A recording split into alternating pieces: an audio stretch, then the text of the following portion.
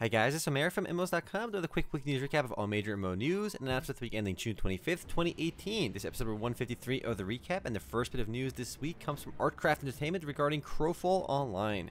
Crowfall released their mid-year Founders Update, which highlighted progress the game has made so far in 2018 and what they're currently working on. The big takeaway is that while alpha testing is still set to happen at the end of the summer, the game's soft launch has been pushed back to 2019. On some more positive news though, Crowfall reached a publishing agreement to distribute the game in Russia and also licensed their engine to another company, which means the developer now has more money to develop Crowfall with. Still though, this delay is disappointing, especially since the devs said that they're drawing a line in the sand to launch the game in 2018, and it looks like that line in the sand has been pushed back to 2019. Also, in related crowdfunded upcoming MMO news, Fracted, the upcoming sandbox isometric MMORPG, announced that they had 30,000 registrations and launched a new pre-alpha gameplay video. Now, their Kickstarter project kicks off today as well, and as always, I remain a bit skeptical about crowdfunded MMOs, especially super ambitious ones like Fracted. So while this one does seem interesting, I won't be funding it, but I will definitely be keeping an eye on it. The video that they released today shows off player housing in the game, but if you want to see what else Fracted is working on, do check out their YouTube channel. They have a video showing off other bits of gameplay as well. Next up, Bless Online released patch 1.2.0 this week, as well as a producer letter where NeoWiz talked about their plans for the game.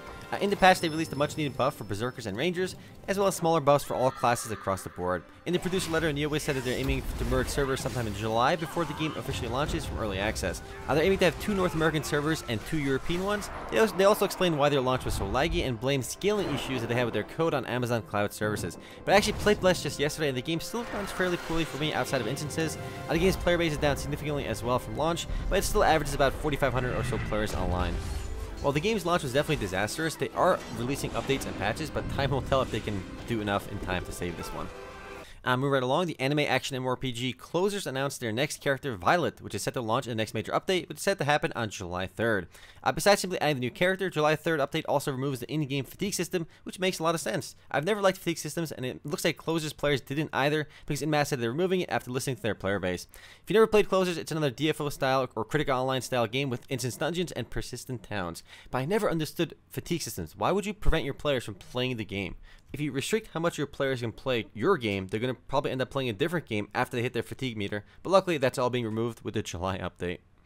Up next, a small bit of news from Cryptic Studios regarding Neverwinter. They're celebrating their 5th year anniversary, and boy does time fly. Neverwinter launched on June 20th, 2013, so they're a bit over 5 years old now, and despite its age, it's still fairly popular. It averages about 2,300 or so players online at once on Steam, and is also available on Xbox One and PS4.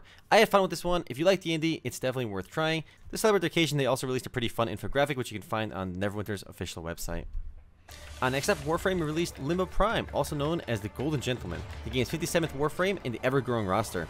Now the Warframe news, the game is now the #1 best-selling free-to-play game on Steam, which surpassed Dota 2, meaning that at least for this last week, Warframe is generating more revenue than Dota 2, or any other free-to-play title on Steam. What makes this feat especially impressive is that this is only a portion of the game's revenue. Warframe is actually available on PS4 and Xbox One as well, and it's currently averaging about 52,000 players online at once on Steam, making it one of the most popular games on Steam. And surprisingly, Warframe is still growing pretty steadily. A lot of games kind of launch with a big bang and slowly trickle off, whereas Warframe is still growing. Next, a previously announced Celestial Dawn update for Blade & Soul went live this last week. The update added the Nightfall Sanctuary 12-player raid, a new solo heroic dungeon, and a new legendary Grand Celestial level for weapons, as well as big changes to the game's augmenting system.